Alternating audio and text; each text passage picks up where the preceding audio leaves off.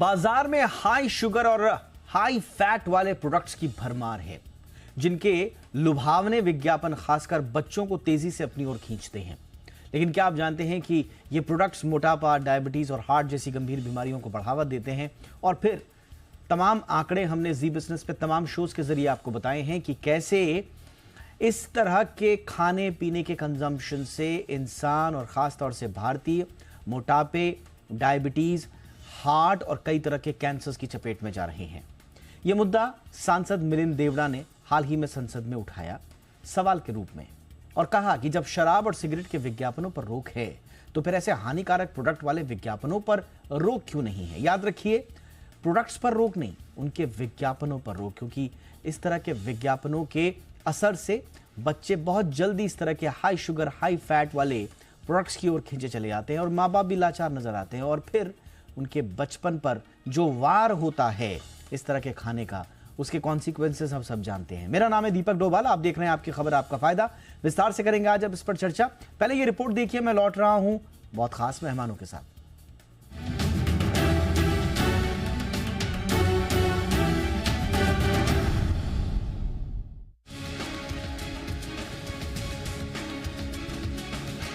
क्या आपने कभी सोचा है कि आपके बच्चों का पसंदीदा स्नैक या ड्रिंक उन्हें बीमार कर सकता है?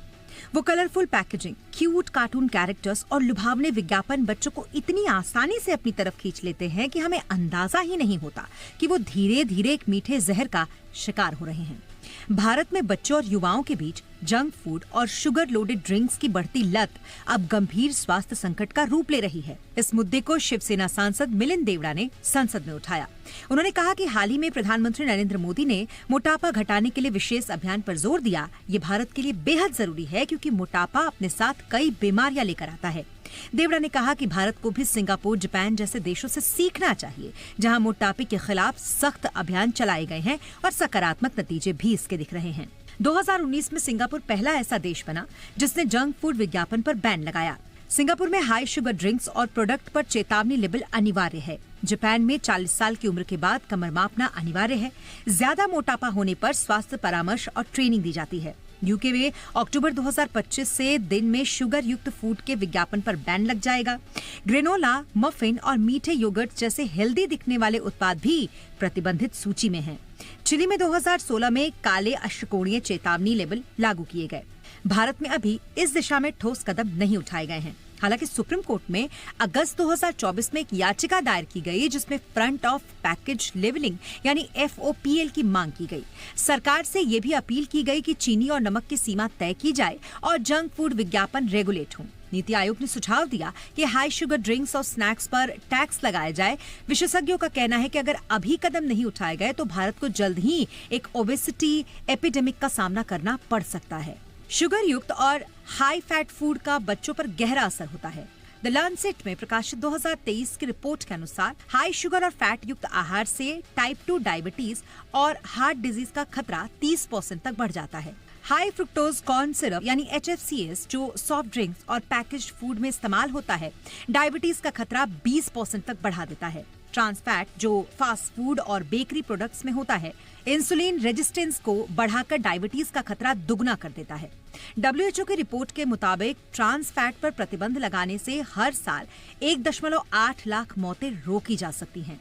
पिछले 5 सालों में भारत में मोटापे की दर तेजी से बढ़ी है। पुरुषों में मोटापा 19% से बढ़कर 23% हो गया है। महिलाओं में ये आंकड़ा 21% से 24% तक पहुंच चुका है। शहरी बच्चों में मोटापा 60% तक बढ़ गया है।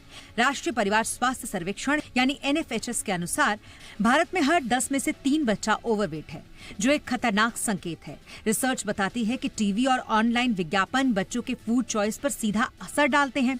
2025 के एक सर्वे के मुताबिक भ्रामक विज्ञापनों के कारण 70% बच्चे जंक फूड की तरफ आकर्षित होते हैं। विज्ञापन में इस्तेमाल किए गए शब्द जैसे 100% नेचुरल, नो प्रिजर्वेटिव्स अक्सर झूठे होते हैं। विज्ञापनों में बच्चों की मासूमियत का फायदा उठाकर फूड कंपनियां उन्हें धीरे धीरे बीमार बना रही हैं। ऐसे में शिवसेना सांसद मिलिंद देवड़ा के उठाए गए इस गंभीर मुद्दे पर सरकार को सख्त नियम लाने की जरूरत है, क्योंकि ये सीधा लोगों की सेहत से जुड़ा है। ब्यूरो रिपोर्ट, जी मीडिया।